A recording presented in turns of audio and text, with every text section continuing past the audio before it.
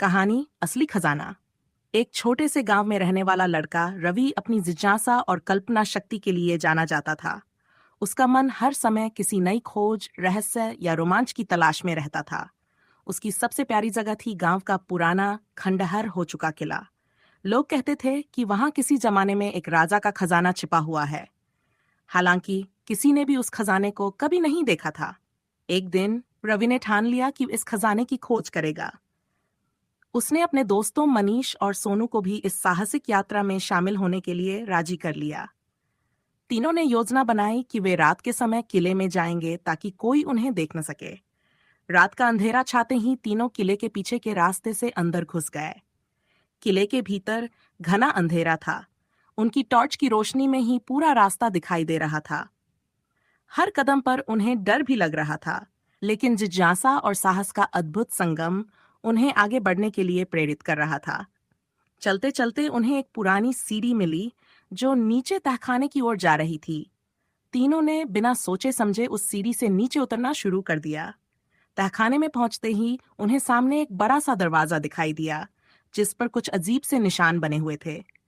दरवाजे के पास ही एक पत्थर की पटट्टी पर कुछ लिखा था। मनीष ने पास जाकर देखा तो लिखा था, असली खजाना वो है जिसे पाने के लिए सब कुछ न्यौछावर किया जा सके। सोनू ने कहा, क्या ये खजाने का ही इशारा है? रवि ने कहा, शायद। हमें इसे खोलने की कोशिश करनी चाहिए। तीनों ने मिलकर दरवाजा खोलने की कोशिश की, लेकिन दरवाजा टस से मस नहीं हुआ। तभी मनीष ने देखा कि दरवाजे के पास एक छोटी सी जगह थी जहां शायद कोई चाबी डाली जा सकती थी। तीनों ने इधर उधर खोजा, लेकिन चाबी नहीं मिली। तभी सोनू को एक पुराना संदूक दिखाई दिया। संदूक के ऊपर बहुत सारी धूल जमी थी।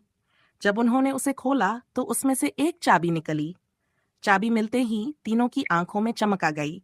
उन्होंने फटाफट चाबी दरवाजे में डाली और दरवाजा खुल गया। दरवाजा खुलते ही सामने एक और बड़ा कमरा था, जिसमें चारों ओर सोने चांदी के सिक्के, जवाहरात और बेशकीमती मूर्तियां रखी थीं। तीनों की आंखें खुली की खुली रह गईं। लेकिन तभी रवि की नजर कमरे के बीच में रखी एक पुरानी किताब पर पड़ी। उसने किताब उठाई और उसे खोलते ही उसकी आंखों में एक अलग सी चमक आ गई। किताब में गांव के इतिहास के बारे में लिखा था। रवि ने अपने दोस्तों को कहा, ये खजाना तो एक दिन खत्म हो जाएगा, लेकिन असली खजाना ये जान है जो हमें हमेशा जीवित रखेगा। हमें इस खजाने को गांव के लोगों के लिए उपयोग करना चाहिए ताकि सभी का जीवन बेहतर हो सके। मनीष और सोनू ने पहले तो हैरानी से रवि की बात सुनी, लेकिन उन्हें भी महसूस हुआ कि रवि सही कह रहा है। तीनों ने मिलकर खजाने का एक हिस्सा गांव के स्कूल की मरम्मत और नई किताबें खरीदने में लगा दिया। कुछ पैसे से उन्होंने गांव के अस्पताल को ठीक कराया ताकि लोगों को बेहतर स्वास्थ्य सेवाएं मिल सकें। धीरे धीरे गांव की हालत सुधरने लगी।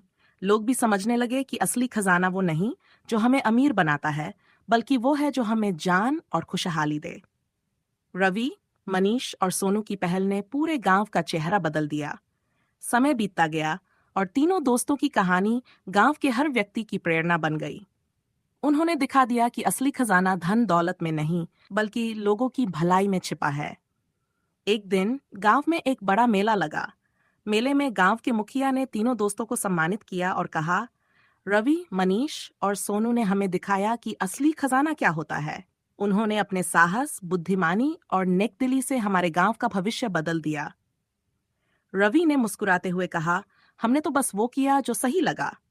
खजाना पाने का मतलब सिर्फ पैसे इकट्ठे करना नहीं है, बल्कि उसे सबके लिए उपयोगी बनाना है। गांव के लोग तालियां बजाने लगे और सभी की आंखों में एक नई उम्मीद और जोश था। रवि, मनीष और सोनू की कहानी ने लोगों के दिलों में एक नई सोच और हिम्मत जगा दी थी।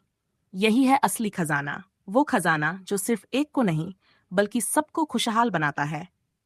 तीनों दोस्तों की ये प्रेरक कहानी हमेशा गांव के लोगों को याद दिलाती रही कि असली खजाना दौलत में नहीं, बल्कि सेवा, जान और भलाई में है। गांव में रवि, मनीष और सोनू की पहल ने सभी को प्रेरित किया और गांव की हालत दिन ब दिन बेहतर होने लगी। लेकिन अब गांव के बाहर भी इनकी कहानी फैलने लगी थी। दूसरे गांवों के लोग भी जानना चाहते थे कि इन तीनों ने कैसे अपने गांव की किस्मत बदली। एक दिन पास के बड़े शहर से एक पत्रकार गांव आया। उसने रवि और उसके दोस्तों का साक्षात्कार लिया और उनके बारे में एक लेख लिखा। ये लेख जब अखबार में छपा तो रवि, मनीष और सोनू की तारीफ चारों ओर होने लगी। रवि के पास कई गांवों और संस्थाओं से बुलावे आने लगे कि वह उनके गांव में आकर मदद करें। लेकिन रवि जानता था कि वह सब जगह एक साथ नहीं जा सकता।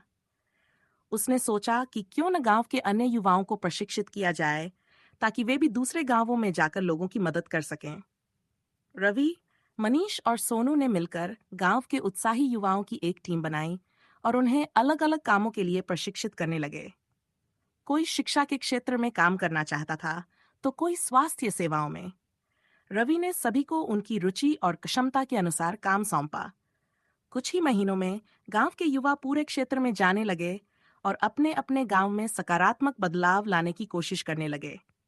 इस मुहिम का नाम रखा गया जान की ज्योति। धीरे धीरे यह मुहिम इतनी बड़ी हो गई कि जिले के अधिकारी भी इसमें शामिल हो गए। एक दिन रवि को शहर से एक निमंत्रण मिला। एक बड़े समाजसेवी संगठन उसे सम्मानित करने के लिए बुलाया था। रवि पहले तो थोड़ा झिझका, लेकिन उसके दोस्तों ने उसे समझाया कि इससे और लोगों तक उनकी मुहिम की बात पहुंचेगी। सम्मान समारोह में रवि ने अपने गांव की कहानी बताई और समझाया कि असली खजाना क्या है। उसकी बातें सुनकर सभी बहुत प्रभावित हुए। वहां उपस्थित एक उद्योगपति ने रवि से कहा, मैं आपके काम से बहुत प्रभावित हूँ। मैं चाहता हूँ कि आप मेरी कंपनी के साथ काम करें। हम साथ मिलकर पूरे राज्य में बदलाव ला सकते हैं। रवि ने विनम्रता से कहा, आपका प्रस्ताव बहुत अच्छा है, लेकिन मेरा मकसद सिर्फ पैसा कमाना नहीं है। मैं चाहता हूं कि लोग खुद अपने लिए खड़े हों और बदलाव की शुरुआत करें। अगर हम साथ काम करें, तो मैं चाहता हूं कि हम ऐसे प्रयास करें जिनसे लोग आत्मनिर्भर बन सकें। उद्योगपति को रवि की बातों में सच्चाई और ईमानदारी दिखी। उन्होंने सहर्ष इस शर्त को स्वीकार कर लिया और रवि को हर संभव सहयोग देने का वादा किया। इस सहयोग से जान की ज्योति अभियान को और बल मिला। कई और गांवों में स्कूल, अस्पताल और लाइब्रेरी बनने लगे। लोग स्वेच्छा से इस अभियान में जुड़ने लगे। रवि की सोच ने एक नई लहर पैदा कर दी थी। अब लोग खुद आगे आकर अपने गांव की समस्याओं को सुलझाने लगे थे। लेकिन इस बीच कुछ ऐसे लोग भी थे जो रवि की इस सफलता से खुश नहीं थे। गांव के ही कुछ पुराने जमींदारों को लगने लगा था कि अगर लोग शिक्षित हो गए तो उनके अधिकार और प्रभुत्व को चुनौती मिलेगी। उन्होंने रवि और उसके दोस्तों के खिलाफ षड्यंत्र रचना शुरू कर दिया। एक दिन जब रवि अपने गांव लौट रहा था, तो कुछ गुंडों ने उसका रास्ता रोक लिया। उन्होंने उसे धमकी दी कि वह अपना अभियान बंद कर दे, वरना अंजाम बुरा होगा। रवि ने डरने के बजाय उनसे कहा, मैं जो कर रहा हूं वो सही है। अगर तुम्हें रोकना है तो मुझे मार डालो, लेकिन याद रखो, विचारों को कोई नहीं मार सकता। गुंडे तो चले गए, लेकिन रवि के दोस्तों और परिवार वालों को उसकी चिंता होने लगी। मनीष ने कहा, रवि, हमें थोड़ा संभल कर चलना होगा। हमें अपने लोगों की सुरक्षा का भी ध्यान रखना है। रवि ने उसकी बात मानी और सभी कार्यों को सुरक्षित रूप से आगे बढ़ाने के लिए योजना बनाई। उसने गांव के हर व्यक्ति को आत्मरक्षा और एकजुटता का महत्व समझाया। उसने बताया कि अगर हम सब एकजुट होंगे तो कोई भी हमें डराने धमकाने की हिम्मत नहीं करेगा। इस तरह गांव के लोग और भी मजबूती से जान की ज्योति अभियान के साथ खड़े हो गए। जमींदारों और उनके गुंडों की हिम्मत नहीं हुई कि वे किसी पर हमला करें।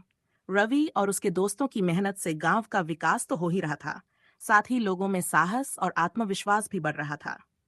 रवि ने अपनी कहानी को यहाँ खत्म नहीं होने दिया। उसने एक बड़े सपने की नींव रखी, एक ऐसा शिक्षण संस्थान जहाँ सिर्फ पढ़ाई ही नहीं, बल्कि जीवन के हर पहलू की शिक्षा दी जाए। रवि ने इस संस्थान का नाम रखा असली खजाना विद्यालय। इस विद्यालय में गांव के ही नहीं, बल्कि दूर दूर से बच्चे आकर शिक्षा प्राप्त करने लगे। यहाँ उन्हें केवल किताबी ज्ञान ही नहीं, बल्कि जीवन जीने की कला, साहस और ईमानदारी का भी पाठ पढ़ाया जाता था। आज रवि का गांव एक आदर्श बन चुका था। लोग अपनी समस्याओं का समाधान खुद निकालते थे। जान की ज्योति अभियान एक राज्यव्यापी आंदोलन बन चुका था। रवि ने साबित कर दिया था कि असली खजाना जान, साहस और सेवा में ही है। कहानी यहीं खत्म नहीं होती। रवि का ये सफर अब भी जारी है और वह अब भी अपने देश और समाज को बेहतर बनाने में जुटा हुआ है। असली खजाना हमेशा बौटता रहे, इसी सोच के साथ वह अपने अभियान को आगे बढ़ा रहा है।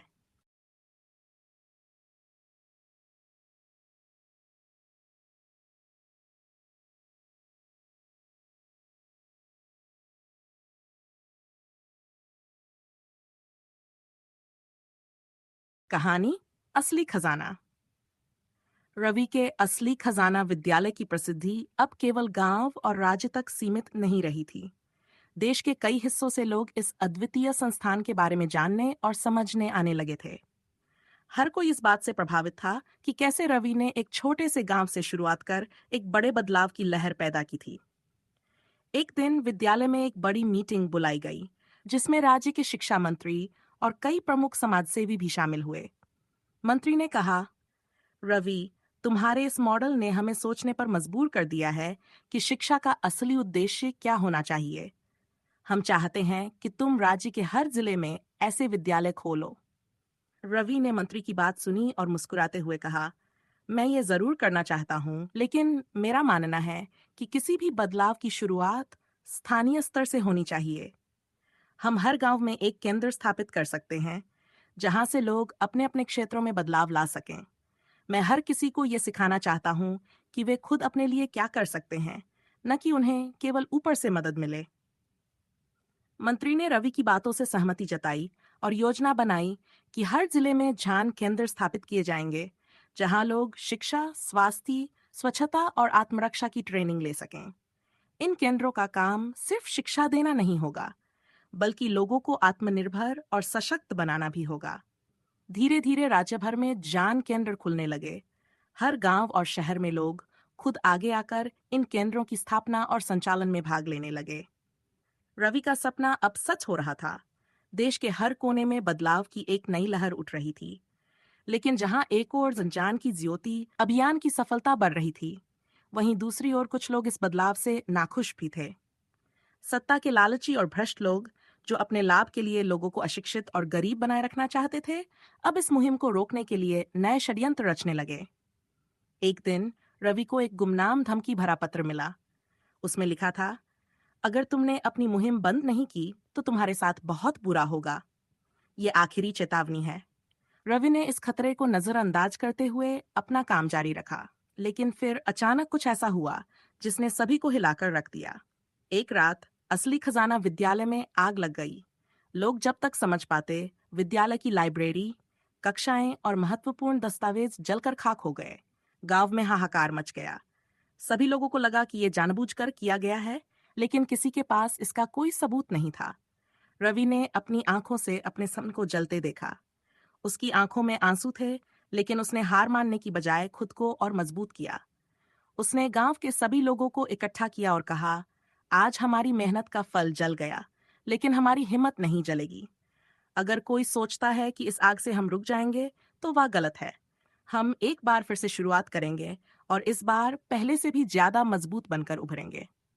रवि की बातों से गांव के लोगों में नई ऊर्जा और उत्साह भर गया। सभी ने मिलकर स्कूल को फिर से बनाने का संकल्प लिया।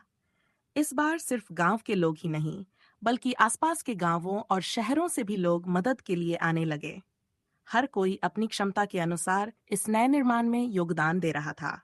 कुछ ही महीनों में असली खजाना विद्यालय एक बार फिर खड़ा हो गया, और इस बार पहले से भी बड़ा और बेहतर।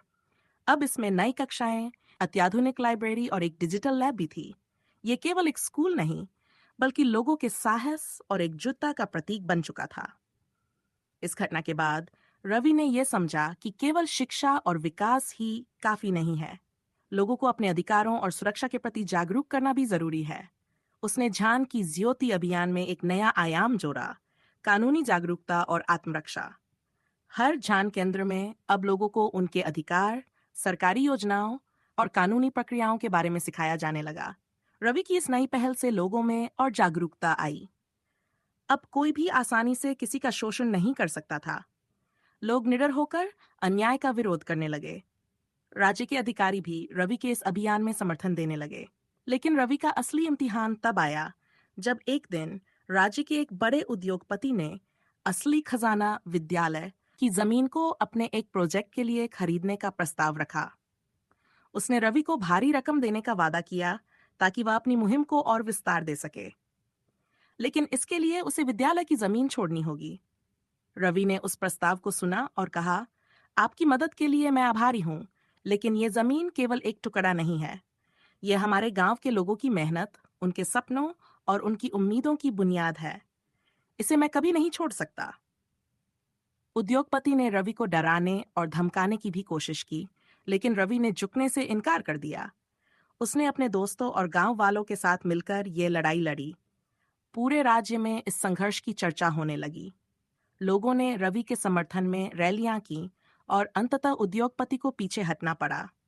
इस घटना ने रवि को और भी दृढ़ बना दिया। उसने समझ लिया कि असली खजाना केवल शिक्षा और ज्ञान नहीं, बल्कि अपने मूल्यों और सिद्धांतों पर डटे रहना भी है।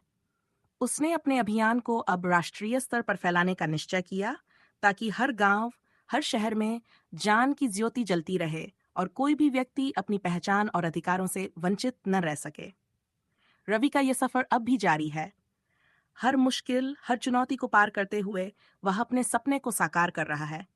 लोगों के दिलों में असली खजाना की ये ज्योति जल चुकी है और अब यह कभी बुझने वाली नहीं है। असली खजाना। रवि की प्रेरणादायक कहानी अब एक आंदोलन बन चुकी थी और ज्ञान की ज्योति अभियान पूरे देश में फैल रहा था। हर गांव, हर कस्बे में लोग इस पहल से जुड़ने लगे थे। रवि ने दिखा दिया था कि जब एक व्यक्ति सच्चे दिल से बदलाव की सोच रखता है, तो पूरा समाज उसके साथ खड़ा हो जाता है।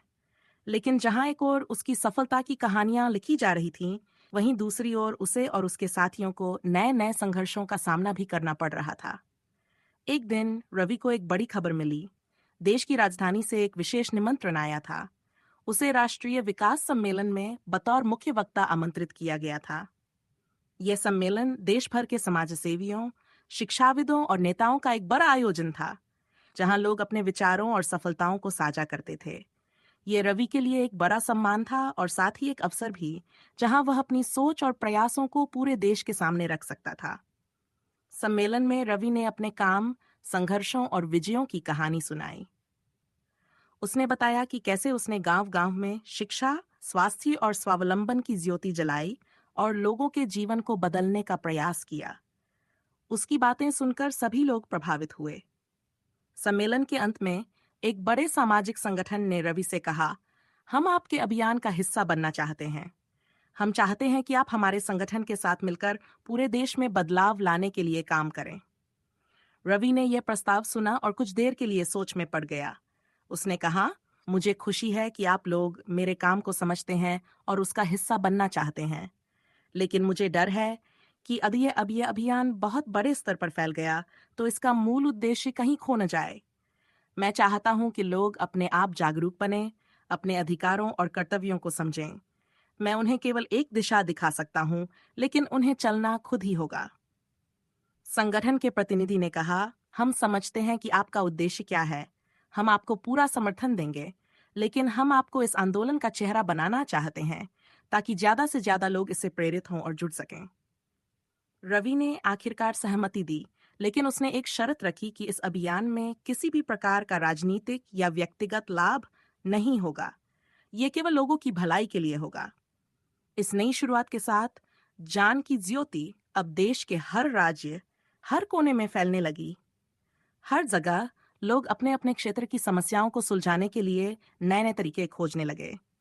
कहीं शिक्षा की मुहिम चलाई जा रही थी, तो कहीं स्वास्थ्य सेवाओं में सुधार के लिए काम हो रहा था। यह अभियान अब एक जनांदोलन बन चुका था। लेकिन इस विस्तार के साथ ही रवि को एक और बड़ी चुनौती का सामना करना पड़ा। कुछ राजनीतिक दलों और स्वार्थी तत्वों को लगा कि रवि का अभियान उनके एजेंडे और हितों के खिलाफ है। वे नहीं चाहते थे कि लोग इतने जागरूक और स्वावलंबी बने, क्योंकि इससे उनका वोट बैंक और सत्ता पर पकड़ कमजोर हो सकती थी।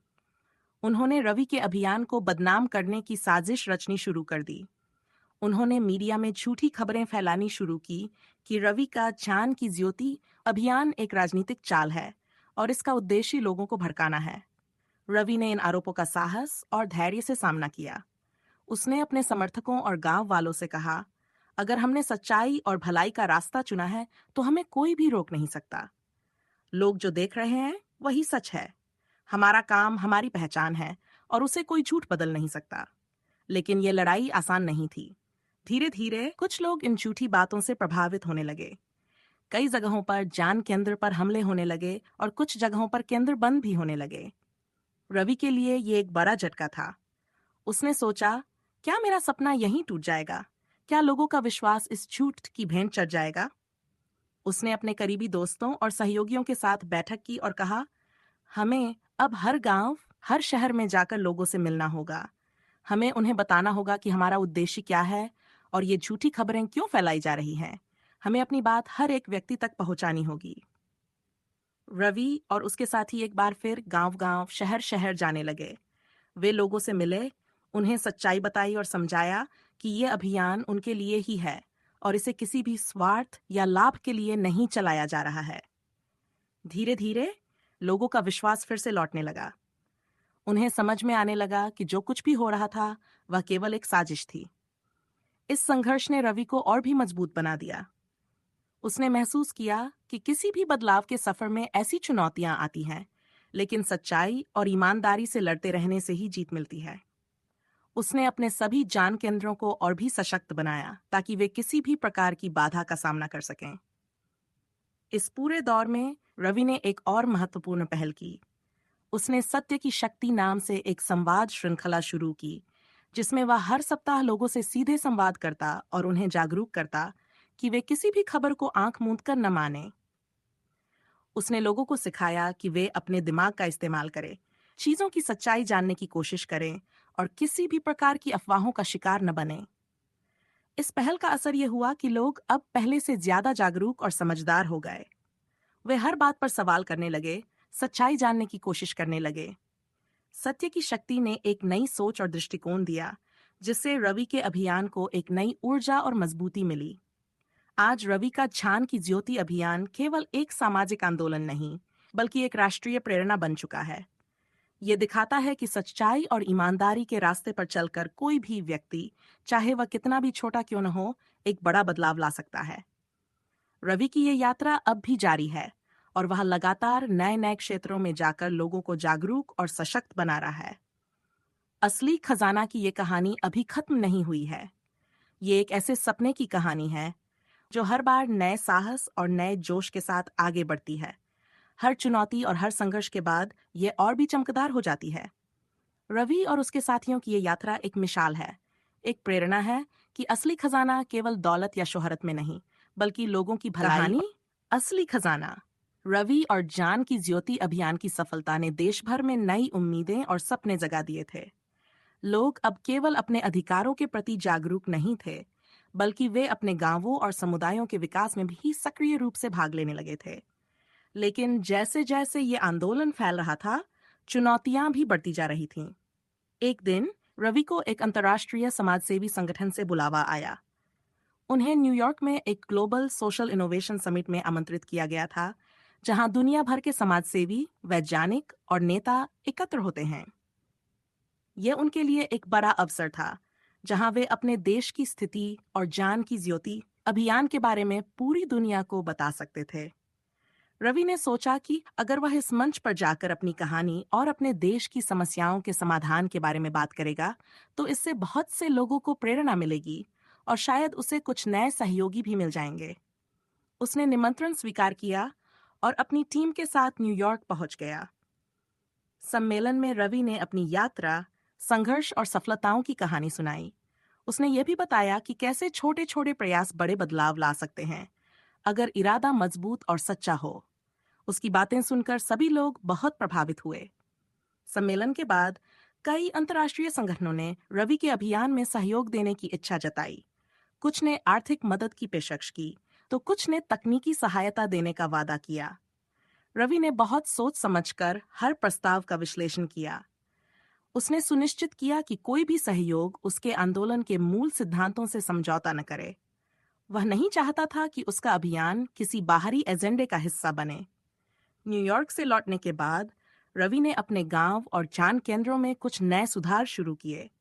उसने तकनीकी शिक्षा और कौशल विकास पर ज्यादा ध्यान देना शुरू किया, ताकि युवा सिर्फ शिक्षित ही नहीं, बल्कि हुनरमंद भी बने।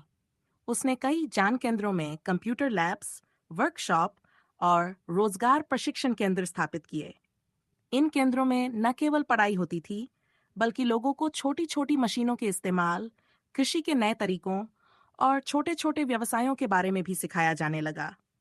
अब लोग अपने अपने क्षेत्रों में छोटे छोटे उद्योग खोलने लगे। महिलाओं ने सिलाई कढ़ाई, दस्तकारी और भोजन प्रसंस्करण जैसे काम शुरू कर दिए। युवा खेती के साथ साथ बागवानी, डेयरी और अन्य नए व्यवसायों में हाथ आजमाने लगे। ज्ञान की ज्योति अब शिक्षा का आंदोलन नहीं था, ये आर्थिक सशक्तिकरण का भी प्रतीक बन गया था। लेकिन इस सफलता ने एक बार फिर से कुछ स्वार्थी तत्वों की नींद उड़ा दी। अब सिर्फ स्थानीय राजनीति ही नहीं, बड़े बड़े उद्योगपति भी रवि के इस आंदोलन को अपने लिए खतरा मानने लगे थे। उन्होंने रवि और उसके अभियान को नुकसान पहुंचाने के लिए कई साजिशें रचनी शुरू की। एक दिन रवि के गांव में एक बड़ी समस्या खड़ी हो गई। गांव के पास की जमीन, जहां असली खजाना विद्यालय और ज्ञान केंद्र स्थित थे, को एक बड़ी कंपनी ने अपने नए प्रोजेक्ट के लिए अधिग्रहित करने का नोटिस भेज दिया। ये प्रोजेक्ट गांव के लोगों के लिए बड़ा खतरा था, क्योंकि इससे उनकी खेती की जमीन और पानी के स्रोत प्रभावित हो सकते थे। कंपनी ने सरकार से अनुमति ले ली थी और उन्हें इसकी परवाह नहीं थी कि इससे गांव के लोगों की जिंदगी कैसे प्रभावित होगी। रवि और गांव के लोगों ने इस अन्याय के खिलाफ आवाज उठाई। उन्होंने पंचायत, जिला प्रशासन और यहाँ तक कि राज्य सरकार से भी गुहार लगाई, लेकिन कोई सुनवाई नहीं हुई। कंपनी के पास बड़े पैमाने पर राजनीतिक और आर्थिक ताकत थी और उन्होंने गांव के लोगों की आवाज दबाने की पूरी कोशिश की। रवि ने हार मानने की बजाय इस मुद्दे को अदालत में ले जाने का फैसला किया। उसने एक जनहित याचिका दायर की और इसके लिए देश भर से वकीलों और सामाजिक कार्यकर्ताओं का समर्थन मिला। केस लड़ना आसान नहीं था, लेकिन रवि और गांव के लोग दृढ़ थे कि वे अपनी जमीन और अपने भविष्य की रक्षा के लिए कोई भी कीमत चुकाने को तैयार हैं। अदालत में लंबी लड़ाई चली। एक एक करके रवि के विरोधियों ने हर हथकंडा अपनाया, झूठे आरोप, मीडिया में गलत खबरें और धमकियां। लेकिन रवि और उसके साथियों ने सच्चाई और धैर्य से हर चुनौती का सामना किया। अंततः एक दिन वह खुशी का पल आया, जब अदालत ने रवि और गांव के लोगों के पक्ष में फैसला सुनाया। अदालत ने कहा कि कंपनी का प्रोजेक्ट पर्यावरण और गांव के लोगों के जीवन के लिए हानिकारक है और इसे तुरंत रोका जाना चाहिए। ये रवि और उसके आंदोलन के लिए एक बड़ी जीत थी। इस फैसले के बाद देश भर में की ज्योति अभियान और मजबूत हो गया। रवि की ये जीत दिखाती थी कि अगर लोग अपने अधिकारों के लिए एकजुट हो जाएं, तो वे किसी भी बड़ी ताकत का सामना कर सकते हैं। अब लोग सिर्फ अपने गांव और जिले में ही नहीं, बल्कि राष्ट्रीय स्तर पर भी अपनी आवाज उठाने लगे थे। इस घटना ने रवि को एक और बड़ा सबक सिखाया। उसने समझा कि केवल शिक्षा और आर्थिक सशक्तिकरण ही पर्याप्त नहीं है, बल्कि लोगों को कानूनी अधिकारों और पर्यावरण की सुरक्षा के प्रति भी जागरूक होना होगा। उसने ध्यान केंद्रों में अब पर्यावरण संरक्षण, जल प्रबंधन और कानूनी सहायता की भी कक्षाएं शुरू की। रवि का यह सफर अब एक नई दिशा ले चुका था। वह अब देश के हर कोने में जाकर लोगों को उनकी जमीन, उनके अधिकारों और पर्यावरण की सुरक्षा के प्रति जागरूक कर रहा था।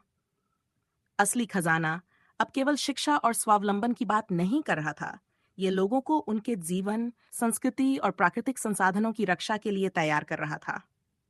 रवि की इस यात्रा में अभी और भी कई मोड़ आने बाकी थे, लेकिन उसने हर बार ये दिखाया कि सच्चाई, साहस और एकता के बल पर कोई भी व्यक्ति, चाहे वह कितना भी साधारण क्यों न हो, असाधारण बदलाव ला सकता है। रवि और जान की ज्योति अब एक ऐसा दीपक बन चुके थे, जिसकी रोशनी देश के हर कोने में उम्मीद और प्रेरणा की ज्योति जला रही थी। और इसी तरह असली खजाने की ये कहानी आगे बढ़ती रही, एक नई सुबह, एक नई उम्मीद और एक नए साहस के साथ।